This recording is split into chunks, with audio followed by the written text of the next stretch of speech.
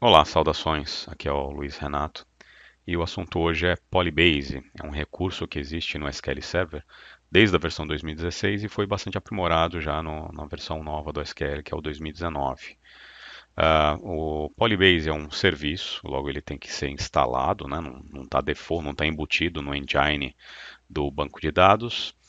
Aqui eu estou rodando um setup em um servidor do Windows 2016 que já tem o SQL instalado, mas só para mostrar que é possível rodar o setup mesmo que a instalação já exista num servidor, e mostrar quais são as opções, como é que eu faço para instalar o Polybase. Então, eu estou rodando o setup tradicional do SQL Server, versão de avaliação, aceito aqui, next, e agora aparecem os recursos, né? O recurso, além do banco de dados, eu tenho que escolher o recurso de Polybase e o Java Connector, porque o Polybase te dá a capacidade de interagir com fontes de dados HDFS, Hadoop, entre outras, né?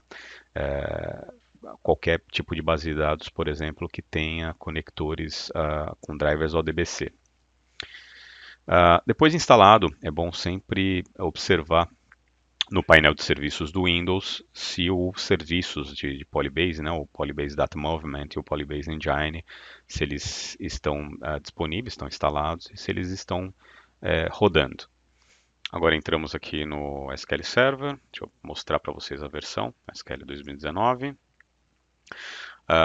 Existe uma função de propriedade que mostra, por exemplo, se eu tenho o Polybase, né? Se às vezes eu não tenho acesso ao sistema operacional, eu posso olhar aqui por dentro do SQL. Quando o retorno é 1, significa que está instalado. Então vamos lá. O primeiro passo é criar a credencial, né?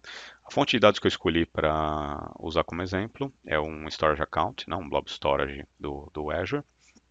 Eu pego a chave desse Blob Storage para criar minha credencial, adiciono, coloco o nome do Storage Account e crio a credencial. O segundo passo é criar o External Source, Data Source. Nesse parâmetro, eu vou passar o endereço, a URL do Storage Account. Ou seja, eu posso ter vários containers no meu Blob Storage e aponto para o container que contém, né, onde estão meus dados.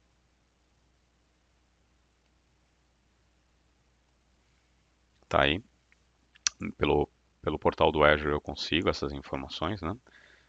Adiciono aqui, coloco o nome da pasta e crio o External Data Source. Próximo passo é criar o arquivo de formato, né, o format file. Por quê? Porque aqui eu não estou buscando dados de um banco de dados relacional, estou buscando dados de um arquivo. Nesse caso, estou mostrando para vocês aqui, ó, é um arquivo texto, separado por ponto e vírgula, e eu tenho que passar esse tipo de formato, né? Posso passar o mapa de formatos para o SQL saber. Eu posso acessar outros tipos de formato também. Ele tem suporte, eu vou mostrar alguns deles. E por último, eu crio a external table. Uma vez criado todos esses artefatos, né, esses objetos, a tabela vai ficar disponível, não com dado local, claro, mas ela vai ter esse ponteiro buscando sempre o conteúdo que eu tiver no meu storage account.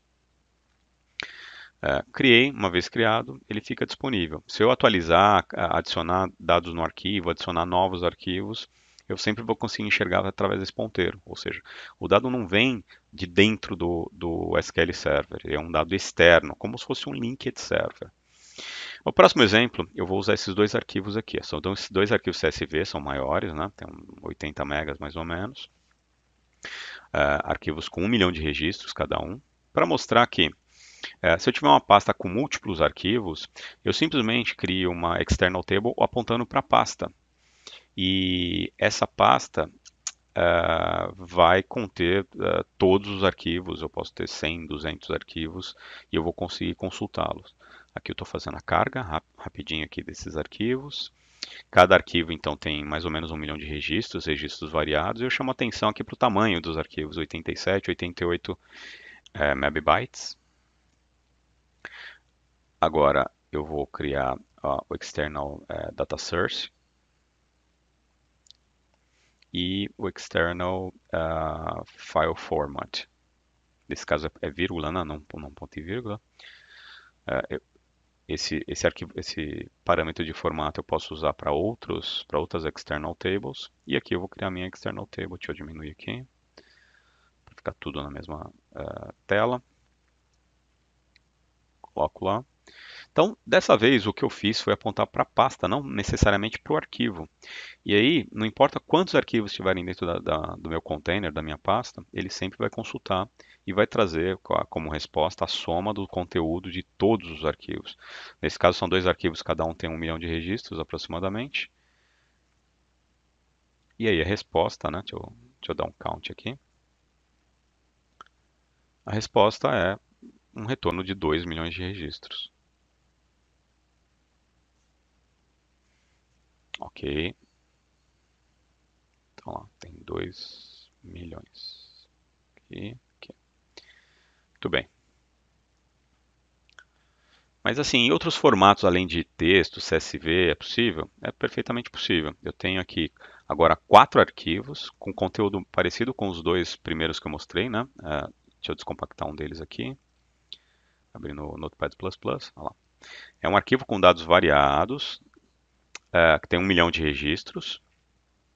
Agora eu tenho 4 arquivos, cada um tem 1 milhão de registros. Olha o tamanho que ficou zipado esses arquivos. Eu usei o gzip para zipar. E é muito mais racional você guardar esses dados zipados ou com algum tipo de compactação.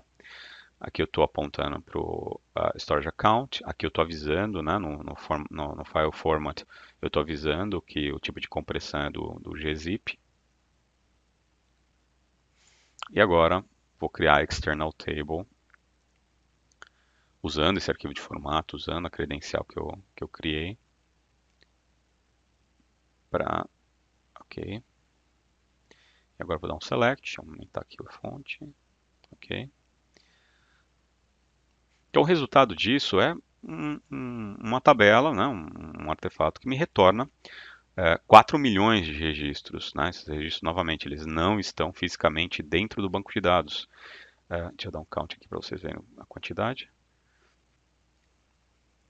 Ele está buscando diretamente lá do storage account, do blob storage, e está retornando como se fosse local.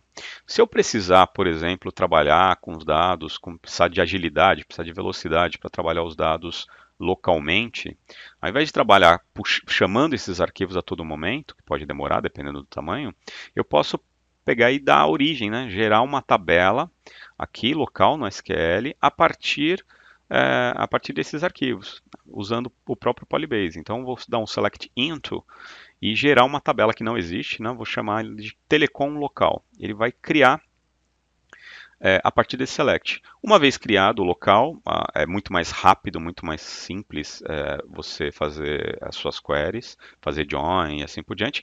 E no final, né, depois que você rodar todos os seus workloads, acessando essa tabela, você pode simplesmente dropar, apagar a tabela, porque o dado persiste lá na origem, né? Ou seja, os arquivos zip estão lá protegidos dentro do blob storage. É isso, pessoal.